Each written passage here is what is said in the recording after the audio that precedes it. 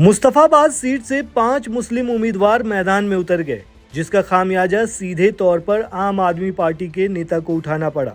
कांग्रेस के अली मेहदी भले चौथे नंबर पर रहे, लेकिन वे भी मुसलमानों के वोट काटने में ही सफल रहे। वहीं दूसरी तरफ एक को छोड़कर किसी भी हिंदू उम्मीदवार को 1000 से ज्यादा वोट नहीं मिले हैं।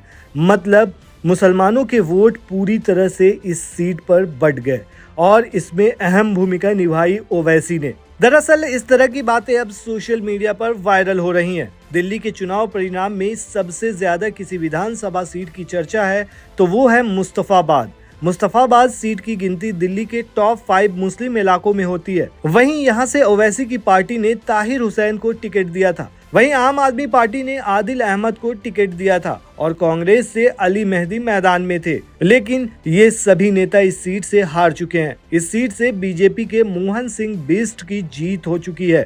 चुनाव से ठीक पहले बीजेपी ने यहां मोहन सिंह बिष्ट की तैनाती की थी। बिष्ट पहले करावल सीट से विधायक थे। आपको बता दें कि मुस्तफाबाद सीट पर मुसलमानों की आबादी करीब 40% है। इसके बाद यहाँ ठाकुर और दलित मतदाता हैं। ठाकुर यहाँ पर करीब 12% हैं।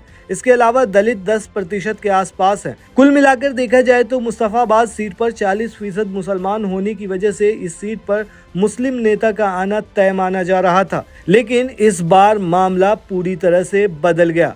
चलिए आपको बीजेपी के इस सीट पर जीतने के 5 बड़े रीजन बताते हैं। पहला, ताहिर हुसैन और ओवैसी की एंट्री।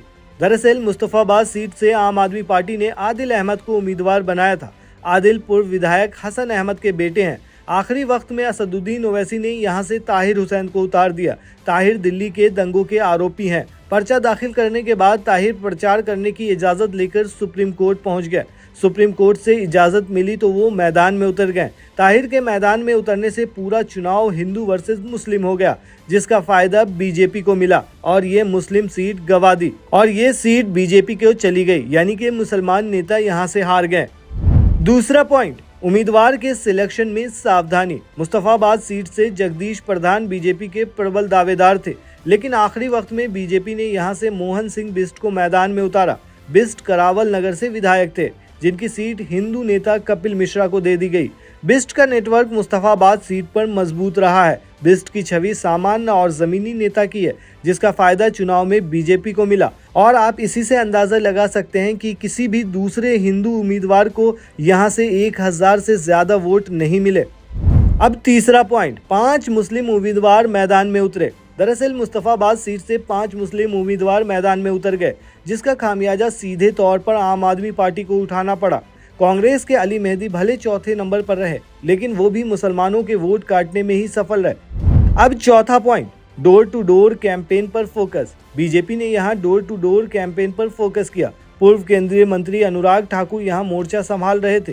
मोहन सिंह बिष्ट की जमीनी पकड़ और अनुराग की मोर्चेबंदी की वजह से बीजेपी मुस्लिम बहुल मुस्तफाबाद सीट पर बड़ी जीत दर्ज करने में सफल रही। पांचवा और आखिरी पॉइंट, टिकट बदलना पड़ा भारी। दरअसल 2020 में यहां पर हाजी यूनुस ने बीजेपी के जगदीश प्रधान को हरा दिया था। इस बार आम आदमी पार्टी ने यूनुस का टिकट बदलकर आदिल को मैदान में उतार दिया। आदिल हिंदू वोटरों में सेंधमारी नहीं कर पाए। यही वजह है कि इस सीट पर आपको करारी शिकस्त का सामना करना पड़ा। आदिल को अगर इस सीट पर मुस्लिम के साथ हिंदुओं के वोट मिलते तो नतीजा बदल सकता था। वही नतीजा तब भी बदल सकता था जब ओवैसी यहां से अपने कैंडिडेट को नहीं उतारते और मुस्लिम वोट नहीं करता। आदिल ताहिर के पक्ष में ध्रुवीकरण को भी खत्म नहीं कर पाए तो कहीं न कहीं मुस्तफाबाद सीट पर पूरी तरह से हिंदू मुस्लिम हो गया और आम आदमी पार्टी के नेता की हार हो गई और कहीं न कहीं इसका रीजन मेनली माना जा रहा है ओवैसी को। आप क्या कहते हैं इस मामले पर दोस्तों, हमें कमेंट में जरूर बताएं।